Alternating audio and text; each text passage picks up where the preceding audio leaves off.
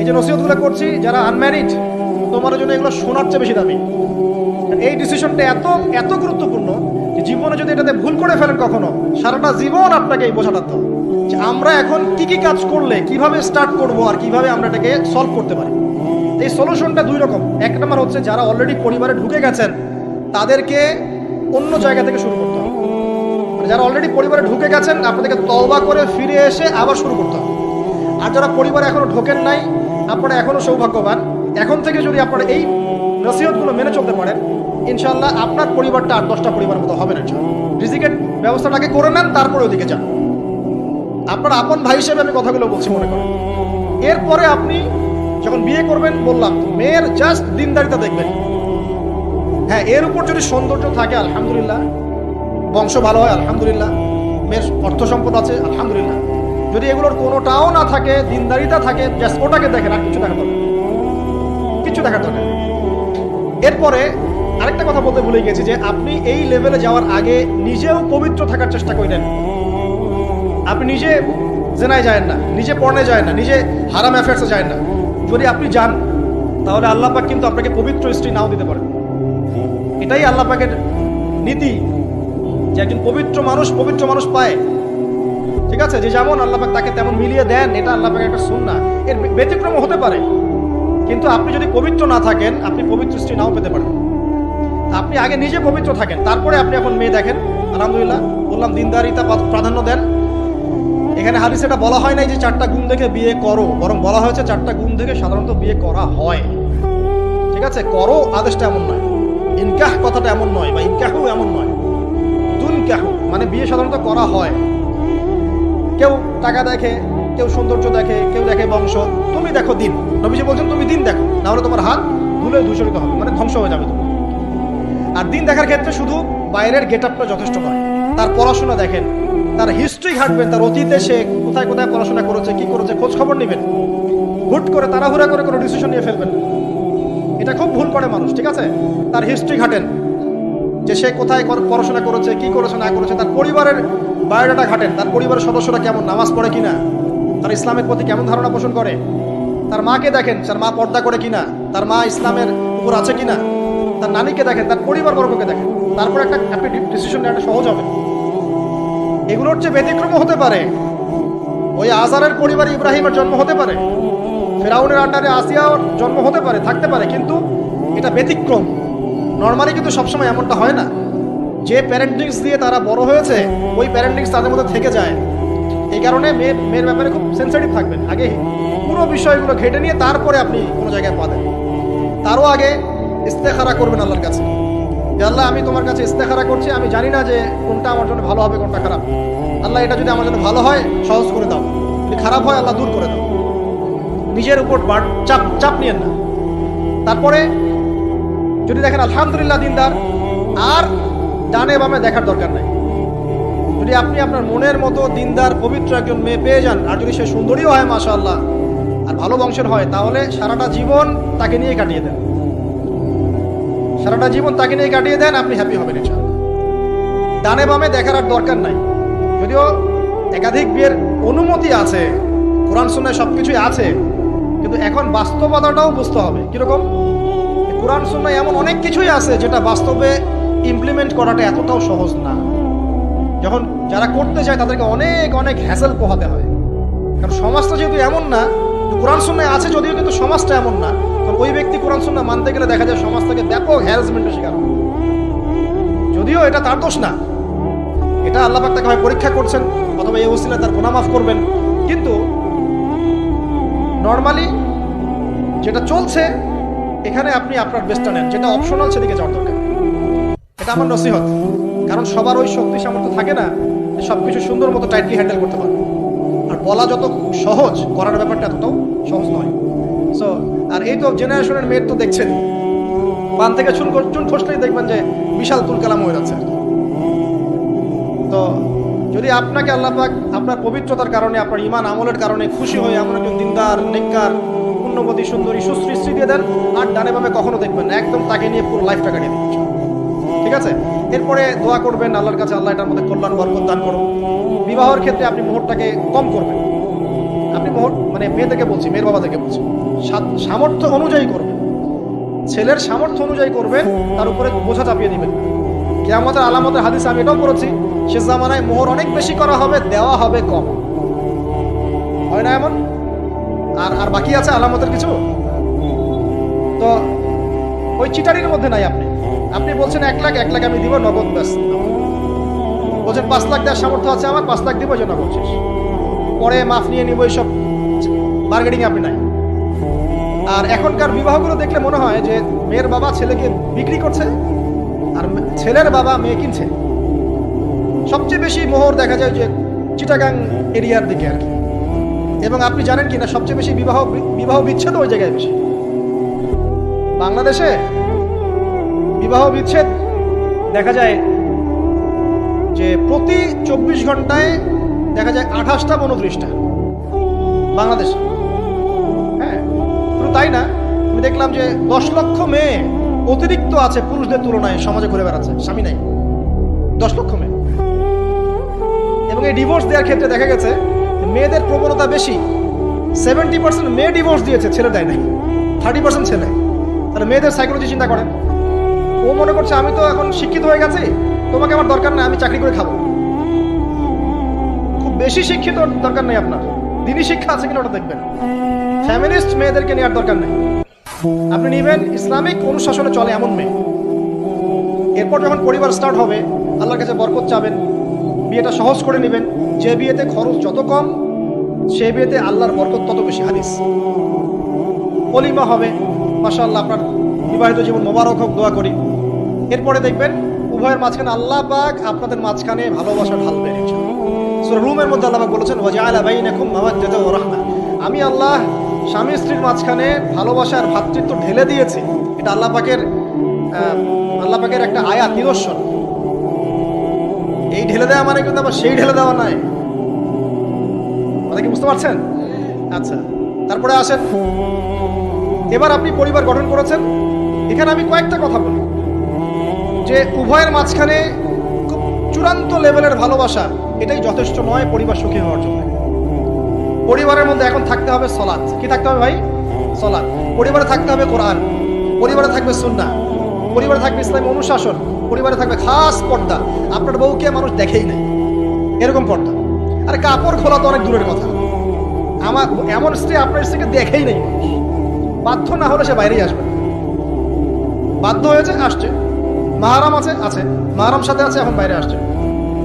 আপনার স্ত্রী ওই মানুষের বাসায় গিয়ে রাত কাটাবে না, এমনকি মানুষের বাসার টয়লেটে গিয়েও যেন সে কাপড় না চেঞ্জ করে।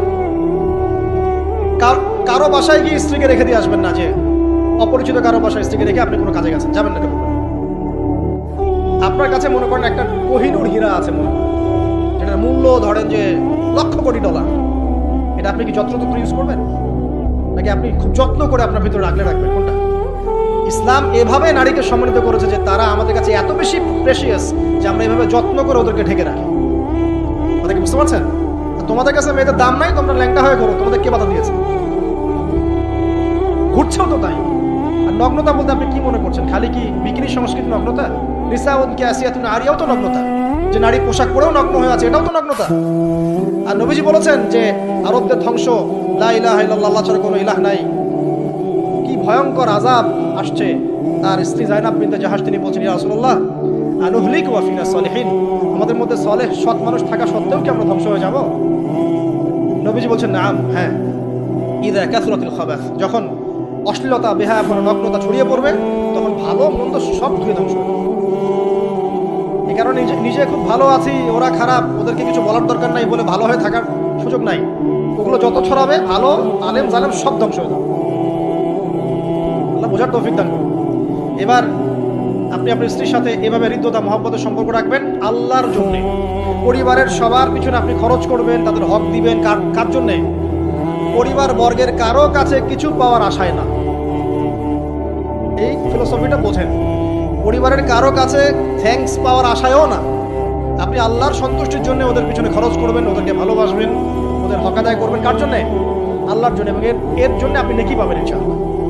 আর যদি আপনি তাদের কাছে কিছু আশা করতে যান, মনে মনে বেশি এক্সপেকটেশন রাখেন, তখন আপনি কি হবেন জানেন? আপনি পদে পদে কষ্ট পাবেন। পদে পদে কষ্ট পাবেন, দেখে নিয়ে। শুধু আল্লাহর হয়ে যান, মানে আল্লাহই আপনার আপন, আল্লাহ ছাড়া আপনি কাউরে চেনেন না। আল্লাহ পাক বলেছেন এগুলো করতে, আমি করি। আল্লাহ পাক ভালোবাসা দিয়েছেন সন্তানের প্রতি, স্ত্রীর প্রতি, বাসি। কিন্তু এটা এত অধিক মাত্রায় নয় যে তার কারণে আল্লাহকে ছেড়ে দিব। বা স্ত্রী সন্তান যদি আল্লাহর পথে চলার ক্ষেত্রে বাধা দেয়, আল্লাহকে ছাড়তে পারবো না, প্রয়োজন ওদেরকে ছাড়তে পারবো, এরকম থাকবে বিষয়। ঠিক আছে? আরেকটা কথা বলি, শুধু ভালোবাসাই আদর্শ দাম্পত্যের জন্য যথেষ্ট নয়।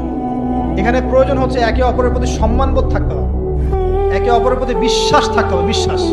বিশ্বাস না থাকলে ওই পরিবারে শান্তি থাকে না। আপনি অনেক বড় আলেম, কিন্তু যদি আপনার স্ত্রী আপনাকে বিশ্বাস না করে, আপনি শান্তি পাবেন। আপনি জানছেন আপনি ইনোসেন্ট, আপনি অনেস্ট, কিন্তু আপনার পরিবারের সদস্য, আপনার স্ত্রী আপনাকে বিশ্বাস করছে না, তখন আপনি পরিবারে সুখ পাবেন না। বিশ্বাস খুব ইম্পর্টেন্ট। আমি তো বলি যে ভালোবাসার চেয়ে বিশ্বাস বেশি ইম্পর্টেন্ট। কারণ আগে ঈমান না আগে আমল? কোনটা আগে? ঈমান মানে কি? বিশ্বাস না? আগে বিশ্বাস, তারপরে না আমল? ভালোবাসা একটা আমল, আর বিশ্বাসটা কি? ঈমান। আমার প্রতি যদি আপনার ঈমান না থাকে, তাহলে আপনি আমাকে ভালোবাসবেন কিভাবে? বিশ্বাস থাকতে হবে, স্বামীর প্রতি স্ত্রী, স্ত্রী প্রতি স্বামী। এবং এখানে পুরুষদেরকে সহনশীল হতে হবে, কারণ আপনার স্ত্রী সারা জীবনে আপনাকে প্রচুর পেইন দিতে পারে, এবং এটা মেয়েদের ফিতরত। এখানে সবরের জাজল্যমান দৃষ্টান্ত স্থাপন করতে হবে, নসিহত করতে থাকতে হবে ততদিন পর্যন্ত যখন আপনি দেখছেন যে হ্যাঁ এগুলোতে কাজ হচ্ছে। যদি করতে করতে করতে করতে কাজ না হয়, দেখা যায় এই ফিতনায় জর্জরিত থেকে আপনার দিনের পথে চলাটা ব্যাহত হচ্ছে, তখন আপনার উচিত হবে আসহাবুল কাহাফের মতো চিন্তা করা। ইশারা দিলাম, যথেষ্ট।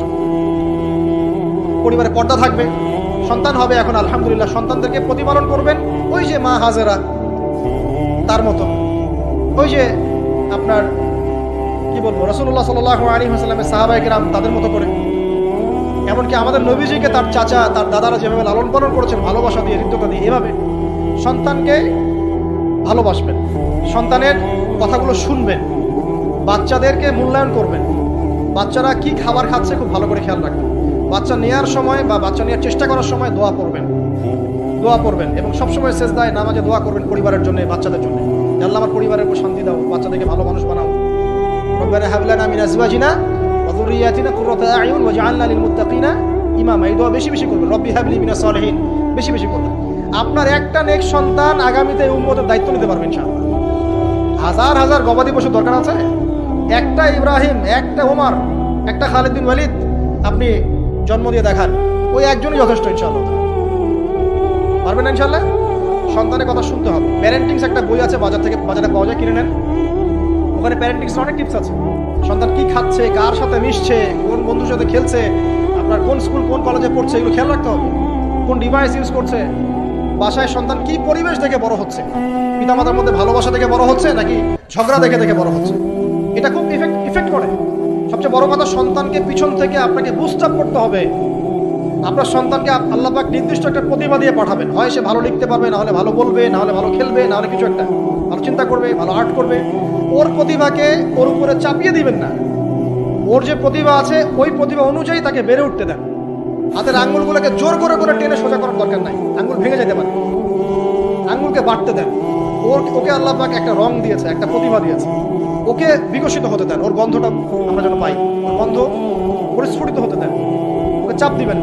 এখনকার পরিবারে প্রচুর চাপ, দেখবেন যে সন্তানের পিতামাতারা চাপ দিতে দিতে সন্তান আত্মহত্যা করে ফেলছে, করছে না? রেজাল্ট খারাপ হলো, কি চাপ, কি করলি সারা জীবনে, এসএসসি এ প্লাস পাইতে পারলি না, বেচারা গলায় আটকাইতে করে। কি হয়েছে? এসএসসি রেজাল্ট খারাপ হয়েছে তো কি হয়েছে? জীবনে এটাই সবকিছু? একটা না হয় দুর্ঘটনা ঘটে গেছে জীবনে, তাকে জীবনে নষ্ট হয়ে গেছে নাকি? পিতামাতার চাপের কারণে। চাকরি পাইস না, সারা জীবন ধরে খাওয়াইলাম পড়াইলাম, চাকরি করতে পারিস না, আমাদেরকে দেখতে পারিস না, চাপ দিতে দিতে বেচারা এখন মাদকের দিকে। পরিবারের চাপ নিতে পারে না, ওই যে মাদকের কাছে গিয়ে শান্তি খুঁজতেছে, তারপরে ওই যে পতিতালয়ে গিয়ে শান্তি খুঁজতেছে, গার্লফ্রেন্ডের কাছে শান্তি খুঁজতেছে। তো পরিবার থেকে চাপের এই সংস্কৃতি বন্ধ করতে হবে। পরিবারের সন্তানদেরও পিতামাতাকে চাপ দেওয়া উচিত নয়, পিতামাতার উচিত নয় সন্তানকে চাপ দেওয়া। বরং তার প্রতিভাটাকে ফাইন্ড আউট করে আপনি বিচক্ষণ বাবা হিসেবে আপনি দেখবেন যে তার প্রতিভা কোন দিকে আছে, সেদিকে আপনি তাকে নিয়ে যাবেন। আর যদি আপনি আল্লাহওয়ালা হন, দেখবেন ইনশাআল্লাহ তার প্রতিভা ইসলামের দিকেই থাকবে ইনশাআল্লাহ। ইমাম বুখারীর মায়ের কথা শোনেন নাই? তার মা সারাদিন কান্নাকাটি করে দোয়া করতো, আল্লাহ আমার ছেলেটাকে দিনের জন্য কবুল করো, আমার ছেলেটাকে দিনের জন্য কবুল করো। তার চোখে সমস্যা ছিল, তিনি চোখে ভালো করে দেখতে পারতেন না, মায়ের দোয়ার বদৌলতে আল্লাহ পাক তার চোখের সমস্যা দূর করে দিয়েছেন। এখন ইমাম বুখারী রাহিমাহুল্লাহর কিতাব সবাই পড়ছে না? একজন মায়ের তাড়না দেখেন, মা সন্তানের জন্য দোয়া করবে, আল্লাহ আমার সন্তানটাকে দিনের জন্য কবুল করো। বাবা দোয়া করবে, আল্লাহ আমার বাচ্চাটাকে দিনের জন্য কবুল করো। এই যে বাবা নূহের তাড়না দেখেন, ইব্রাহিম আলাইহিস সালামের তাড়না দেখেন, রব্বি হাবলি মিনাস সলিহিন, আল্লাহ আমাকে সুসন্তান দান করো। চাপ দিয়ে না, সন্তানের প্রতিভা অনুযায়ী আপনি তাকে বিকশিত হতে দেন, ইনশাআল্লাহ দেখবেন একদিন সে আপনার মুখ উজ্জ্বল করবে ইনশাআল্লাহ। আর চাপ দিলে কি হবে জানেন? অকালেই ঝরে পড়বে, অকালে ঝরে পড়বে, ওর মাইন্ডটা বিক্ষিপ্ত হয়ে যাবে, তখন পরিবার থেকে তার একটা দূরত্ব সৃষ্টি হবে। ওই সুযোগ শয়তান নিবে, খারাপ বন্ধুর পাল্লায় পড়বে, আয় গাঁজা একটা টান দে, আয় একটু যাবা খা, একটু এটা কর সেটা কর, আস্তে আস্তে দেখবেন হারাই গেছে অন্ধকার জগৎ। অন্ধকার জগৎ একবার হারাই গেলে আর ফিরে পাবে। এটা কি প্র্যাকটিক্যাল কথা না ভাই? মেয়েকে চাপ দিবেন, দেখবেন যে পেকে বসছে। যদি ছোটবেলা থেকে মেয়েকে আপনি সুন্দর হিজাব পোশাক তরবিয়ত দিতে পারেন, এই মেয়ে বড় হয়ে ইনশাআল্লাহ বেলাইনে যাবে না। ছোটবেলা থেকে ওকে যদি আপনি নায়িকাদের মতো মানুষ করেন, আর বড় হয়ে পস্তাবেন আমার মেয়ে কেন ছেলের হাত ধরে মারা গেল, এটা তো আপনার জন্য হয়েছে। ছোটবেলা থেকে এই সন্তানের অনুশাসনটাকে ঠিক করতে হবে। ওই যে বললাম, পিতা মাতা যদি দিনদার মুত্তাকি পরিষ্কার হয়, তাদেরকে দেখেই সন্তান শিখবে। আমরা যখন চেষ্টা করি, আমাদের ছেলে মেয়েরা পিঠে উঠে আসে না? ওরাও দেখবেন চেষ্টা করার ট্রাই করে না? মসজিদে নিয়ে আসেন বাচ্চাকে, দেখবেন ও দেখে দেখে দেখছে যে কি করছে এরা, কি করছে। ও তখন নিজেও একটু হাত বাঁধার চেষ্টা করে, এমন করে দাঁড়া থাকে, খেয়াল করেন নাই? হাত তুলে। বাচ্চারা দেখে শিখবে, পরিবারে দেখে বাচ্চারা শিখবে যে পিতা মাতা কেমন, কিভাবে কথা বলে, পিতা কেমন করে মায়ের সাথে কথা বলছে, মা কেমন করে পিতার সাথে কথা বলছে, সে ওইভাবেই কথা বলবে। যে পরিবারে ওমরের মতো পিতা আছে, ওই পরিবার কি খারাপ হতে পারবে? যে পরিবারে হাজরা আলাইহিস সালামের মতো মা আছে, ওই পরিবার খারাপ হতে পারে? প্যারেন্টিংটা ঠিক করতে হবে। নৈতিক আদর্শের সাথে তাদেরকে ভালো খাবার দিবেন, খাবারের ব্যাপারে সচেতন থাকবেন। কার্বোহাইড্রেট পাচ্ছে কিনা, প্রোটিন ঠিক মতো পাচ্ছে কিনা, ভিটামিন পাচ্ছে কিনা, হ্যাঁ, ও পরিষ্কার পরিচ্ছন্ন থাকছে কিনা, পরিবারটা থাকবে নিট অ্যান্ড ক্লিন, চকচকা। এখানে যেন মানে আর বলে না যে পবিত্রতা ইমানের অর্ধেক, হাদিস আছে না? মানে পরিবারগুলো হবে নিট অ্যান্ড ক্লিন, ঝকঝকা, রুচিশীল। এখানে যেন নোংরা বিষয় না থাকে, নোংরা আবর্জনা, বাথরুম ঠিক নাই, এটা ঠিক নাই, এমন না, ঝকঝকা পরিবার। আপনার সামর্থ্য অনুযায়ী আপনি করবেন, কারণ পরিচ্ছন্ন না থাকলে বাচ্চা কাচ্চা অসুস্থ হবে বেশি। অসুস্থ হলে পরে আপনার পেরেশানি, ওরা খাবে না ঠিক মতো, রুচি ঠিক মতো থাকবে না, বাটটা ঠিক বাড়বে না ঠিক মতো। তো পরিচ্ছন্নতার সাথে সঠিক খাবার, সঠিক প্যারেন্টিং, ইসলামিক তরবিয়ত এবং তার উপর চাপ প্রয়োগ না করে তাকে তার প্রতিভাটা বিকশিত হতে দেওয়া। চাপ প্রয়োগ না করার মানে এই নয় যে আপনি শাসনই করবেন না। পরিবারের উপর শাসন লাঠি থাকবে, কিন্তু ওটার যত্রতত্র প্রয়োগ করবেন না। যদি আপনি একদিন খুব বেশি পিটায় দেন, তারপর থেকে আপনার সন্তান আপনাকে ভয় পাবে না। কিন্তু আল্লাহ পাক কোরআনের জন্য বারবার একটা সাইকোলজি অ্যাপ্লাই করেছেন যে জাহান্নামে শাস্তি কিন্তু দিব, শাস্তি কিন্তু দিব, শাস্তি কিন্তু দিব। এই যে ভয়, আমরা কিন্তু ভয়েই জাহান্নাম থেকে দূরে আছি। তো এটা একটা সাইকোলজি। এভাবে পরিবার এগিয়ে যাবে ইনশাআল্লাহ। সন্তান বড় হবে, আপনি মিরাস, সন্তানের মিরাস ডিস্ট্রিবিউট করবেন, যার যার হক তাকে তাকে দিবেন। তারপরে পরিবারের মধ্যে আর কয়েকটা বিষয় জাস্ট শেষ করে দেয়, যে পরিবারের মধ্যে নিয়মিত কোরআনের চর্চা থাকবে। সন্তান সন্ততি তারা ইসলামিক অনুশাসন পাচ্ছে কিনা, ইসলামিক পড়াশোনা করছে কিনা খেয়াল রাখতে হবে। যদি জেনারেল লাইনেও পড়ে, তারপরেও আপনি ইসলামিক টিচার দিয়ে হলেও, মাদ্রাসায় পার্ট টাইম মাদ্রাসা দিয়ে হলেও কোরআন শেখান, হিফজ করান, ওকে এদিকে করে তোলেন, ওদিকে করে তোলেন। আমরা এমন প্রজন্ম চাচ্ছি না যারা এককেন্দ্রিক, আমরা চাচ্ছি এমন প্রজন্ম যারা কোরআন সুন্নাহকে হাতে নিয়ে ওয়ার্ল্ডকে ডিল করতে পারে, ওয়ার্ল্ডকে চ্যালেঞ্জ করতে পারে। এই চ্যালেঞ্জ করতে হলে আপনাকে সব ধরনের জ্ঞান অর্জন করতে হবে। খেয়াল রাখেন, পরিবারে যেন ফ্রি মিক্সিংটা না আসে, পরিবারে যেন এই যে নারী পুরুষের অবাধ মেলামেশা না আসে। বেশিরভাগ ধর্ষণ হয়েছে বাংলাদেশে কাছের মানুষদেরকে দিয়ে, চাচার মাধ্যমে, মামার মাধ্যমে, কাজিনের মাধ্যমে, খালাতো ভাইয়ের মাধ্যমে, খালাতো কত ভাইয়ের মাধ্যমে, কাছের মানুষদের দ্বারা বেশি রেপ হয়েছে বাংলাদেশে। জরিপ পরিসংখ্যান দেখেন। অতএব ইসলাম যে বলেছে পর্দার বিষয়, এটা এমনি এমনি বলে নাই। ও কাজিন হয়, ওর সামনে এত ইয়া করার কি আছে, এইসব কনসেপ্ট চলবে না। পর্দাটা একদম ম্যান্ডেটরি। পরিবারের সালাম, পর্দা, অনুশাসন, এটা ম্যান্ডেটরি বিষয়। না খেয়ে মরে যান, তাও পর্দা ছাড়া যাবে না। বিষয়টা এমন স্ট্রিক্টলি নিতে হবে। যদিও বা বাধ্যগত অবস্থায় আল্লাহ পাক আপনাকে ছাড় দিয়েছেন, কিন্তু আপনাকে এইভাবে শক্তভাবে ধরতে হবে। আল্লাহ পাক